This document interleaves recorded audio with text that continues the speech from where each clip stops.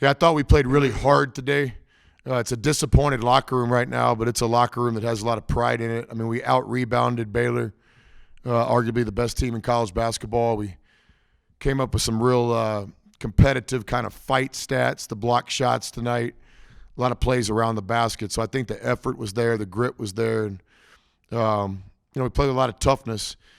I think we can play with teams like this. I think we can beat teams like this, but we have to play well in the 40-minute game to get that done. So tonight, where the toughness was there, we just got to play the game better. Obviously, 20 turnovers is way too many. Now, Baylor has a habit creating aggressive defense that creates turnovers, but 20 is too many. Gave them an opportunity to take too many charges, those kind of flop charges they take. That's on us. We got to do a better job with 2 feet and jump stop and things like that. So we got to play better. But I thought the guys played with a lot of courage and fight. Somehow, some way, on a day where we weren't playing our best, it's a tie game with under 8 minutes left. When you get to that point, similar to any kind of NCAA tournament March type game, you got to go win the game. And we had a plan in the last 8 minutes, and we just didn't execute it. And I think you got to give Baylor credit for making it hard on us in those last 8 minutes to do what we wanted to do. So congratulate them. I would tell you, fellas, that they are as good as advertised. They've got that poise to them. They've got 5 guards, and any of them can take a college basketball game over. We saw that today. 3 of the 5 played great. They've got guys that really understand their roles. Vital, one of the best players in college basketball, and what they ask him to do. I would think Baylor probably doesn't think they played their best today, and I think we had a lot to do with that. So I thought 2 hard-playing teams, and we just didn't play well enough down the stretch to win.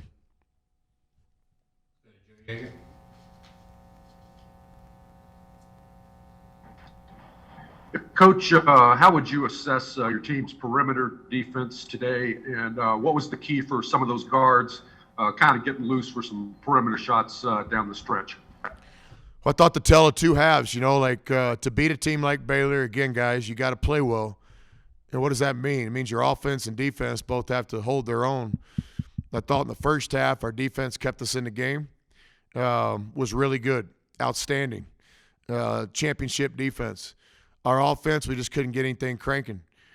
Second half, our offense responded, had a 40-point half against Baylor, very difficult to do. But our defense just wasn't there when we needed it most in the last 8 minutes of the game. Baylor puts a lot of pressure on you. There's a lot of one-on-one basketball. Those guards are really hard to guard.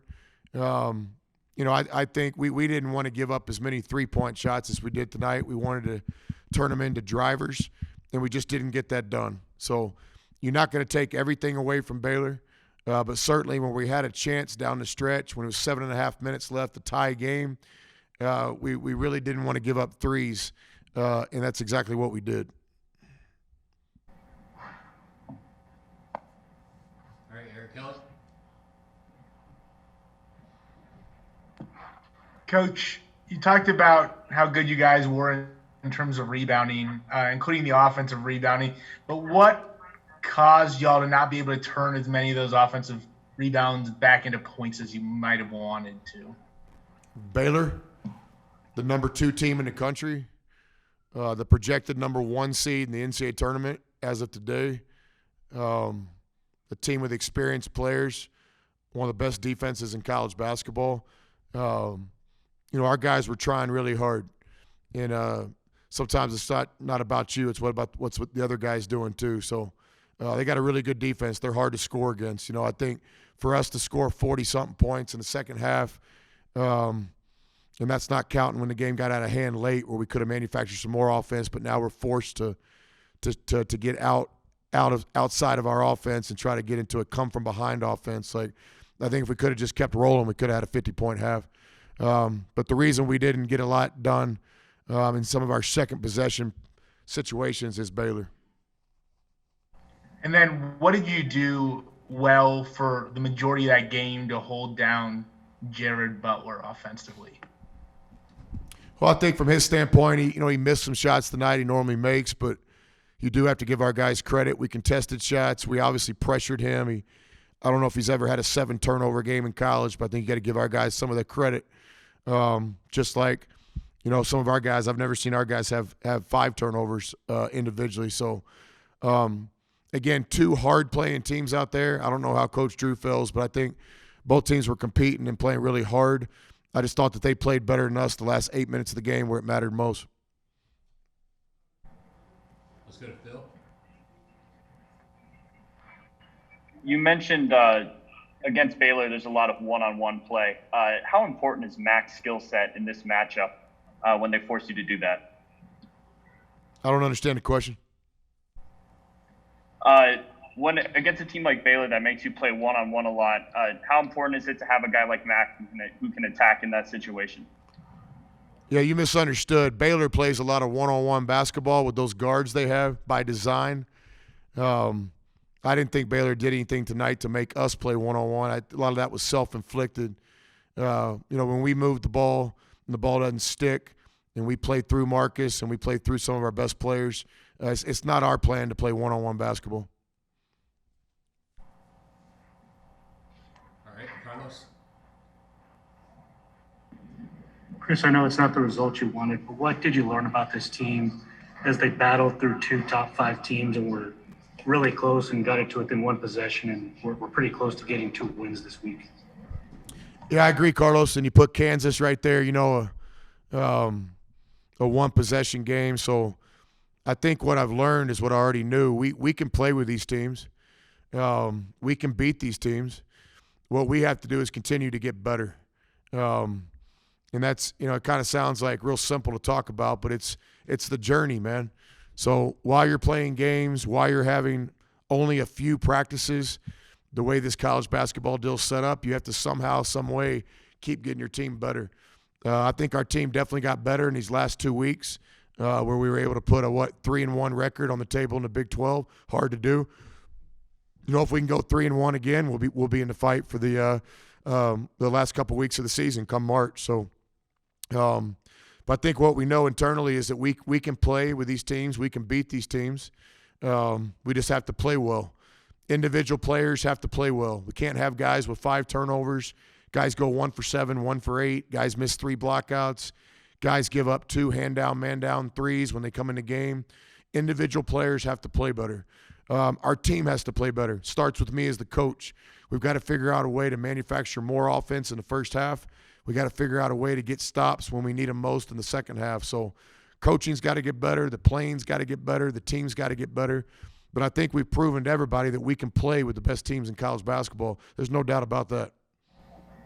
Kevin, I guess from this perspective, what do you feel was tough for you all in that first half? It seemed like you all got good looks. It just the ball wasn't able to go in there. It wasn't really even about the makes and the misses. It was about our turnovers. We had way too many turnovers tonight, and we can't do that against a good Baylor team. Marcus, in that second half, you were able to make one of the free throws to give the team the lead. How did you kind of feel the tide of the game was turning at that point where you guys were giving some renewed energy and really playing really well on the offensive end? Say that again.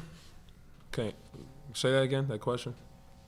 Essentially, when you took the lead with your free throw, what did you feel was going well for you all in terms of your energy, defense, and weight? Ball movement was definitely going well after that. And like Kev said, the turnovers at the end, I think the last 8 minutes, I think we turned it over. We had 3 straight turnovers, and then I had a couple other ones. But we had the momentum, but just at the end, we had too many turnovers and missed finishes and messed up on the personnel, especially me. Kevin, I know you guys were talking a lot about Jared Butler, one of the top players in the conference. How were you all able to keep him scoreless for about 35-plus minutes in that game? We were just trying to play team defense and just execute the game plan. He's a good player, and we're just trying to play team defense and keep him from getting going. Marcus, last one from me. In terms of that second half comeback and taking the lead and everything like that, what can y'all take away? I know obviously the loss is tough for y'all, but just to kind of split 2 games against 2 top 5 opponents so far this week.